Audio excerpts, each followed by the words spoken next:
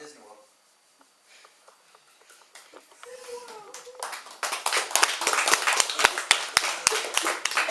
It might be a little bit longer. Years ago, I worked at Disney World. I lived with 5 other guys. One was Goofy. Another was Tigger. One worked on Pirates of the Caribbean. Another worked on Let's Make a Deal. And the last was in the process of suing Disney for $10 million. It was a crowded apartment. 2 bedrooms, a living room, and 1 bathroom. And being the last roommate to move in, I slept in the living room on one of the 2 couches and was woken up so often that I rarely slept.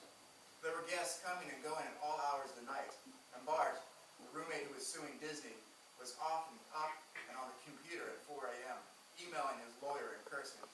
God damn you assholes, fuck you people, I can't go outside, you people are screwing with me. By the time I moved in, Bart hadn't been outside in 6 months, and he looked pale white. He spent his days watching reruns of Star Trek, and his nights pacing the hallway or banging on the computer. His medication kept him awake and made him shake. He had been a Disney employee and worked as an actor in the Haunted Mansion, but apparently he had been exposed to some chemical in the tunnels under the Magic Kingdom and been infected or had been allergic or had allergic reaction to something, God knows what. Though he gave us lectures. They're poisoning all of you. It's in the air. It'll get you next.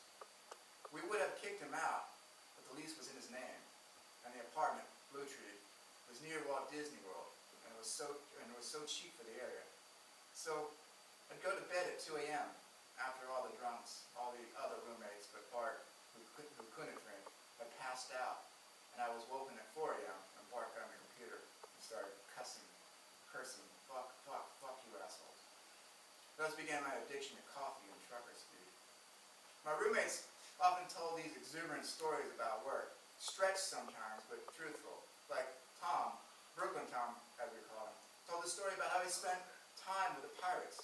He worked on Pirates of the Caribbean and would spend his breaks backstage or behind the scenes.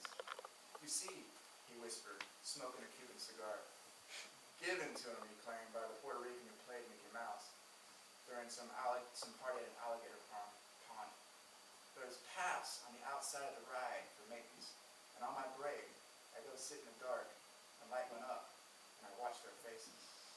Sometimes I pretend that I am a pirate. Sometimes I sing with the pirates. Yo ho, a pirate's life for me. The town in flames, the pirates drinking rum, chasing women. Oh, it's beautiful, beautiful. We could just live it. Another roommate, Rich, was Goofy. He spent his mornings at Disney resorts, hugging awakening guests at breakfast.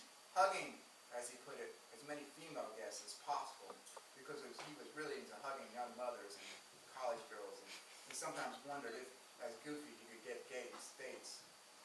He told me once that the other characters made bets about how many breasts they could touch in a day. The average was 38.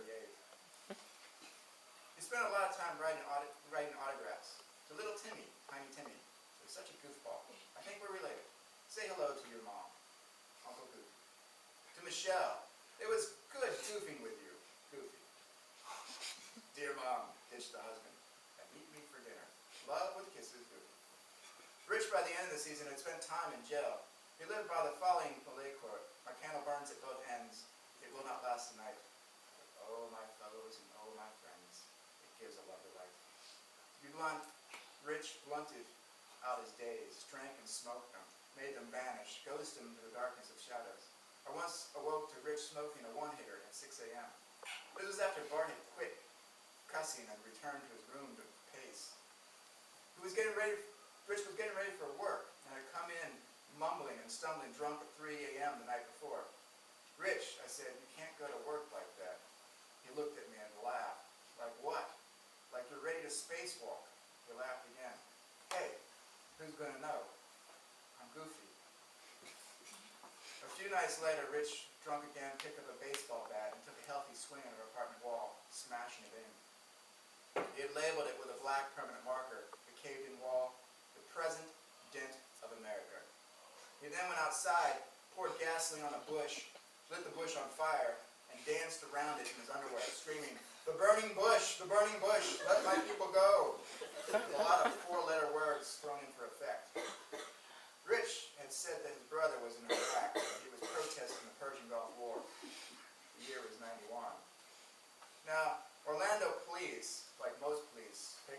seriously.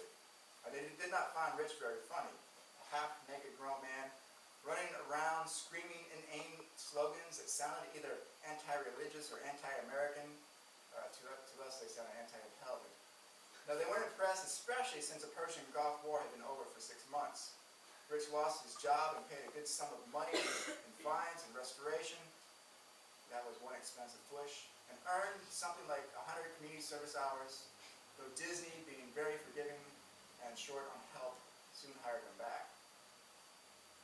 Compared to my other roommates, my job at Disney was relatively routine. I busted tables at the Crystal Palace, a restaurant of all glass and windows, with trees in the middle of the dining rooms. Trees usually filled with songbirds. I worked from 4 p.m. to midnight, but often business was slow enough that I had time to talk with the guests and write down my impressions. I had come to Orlando to be a writer, to find out what makes Orlando tick. Every night at 9 p.m., there was electric light parade, and every night at 10 p.m., the restaurant emptied to watch the fireworks. And often I went out with the guests and stood on the porch and watched too. The fireworks were always the same. I started with Tinkerbell, a woman gymnast, jumping off the top of Cinderella's castle and flying across the park attached to a wire. I'm followed by the same fireworks synchronized to the same Disney songs. When You Wish Upon a Star. Yet the tourists always love the fireworks, and sometimes I watch their heads in the streets and listen to the ums and ahs as the fireworks center pop like the red, green, and gold flowers, and I was reminded of Caroline. The only people for me are the mad ones, the ones who are mad to live, mad to talk, mad to be saved, desirous of everything at the same time, the ones who never yawn or say a commonplace thing but burn, burn, burn, burn. My direct supervisor at Crystal Palace was a guy named Hernandez. Hernandez's job was to organize and direct the bussers and dishwashers. Hernandez walked with a limp. He favored his left foot, but no one ever asked about his foot. It was accepted, and he could still run, though his form composed of more of a step, hop, and he looked like a man who had one leg that was much shorter than the other. Hernandez was everyone's favorite boss. When the restaurant got slammed, he picked up a tub and helped. He didn't just yell. He spoke kindly to everyone and didn't order but asked, and cursed only in Spanish, spoken in a warped 9 as to not offend anyone. He solved problems quickly and fairly and seemed to have no alternative motives. Yet, every night at 10, he disappeared. He never watched the fireworks. Most of us, the bussers, assumed that he was sick of fireworks, having seen them 10,000 times or more. Or the bussers were sick of the fireworks and often stood around talking dirty about Tinkerbell and her skimpy outfit while the fireworks popped. One night, I decided to take a break at 10 and skip the fireworks myself.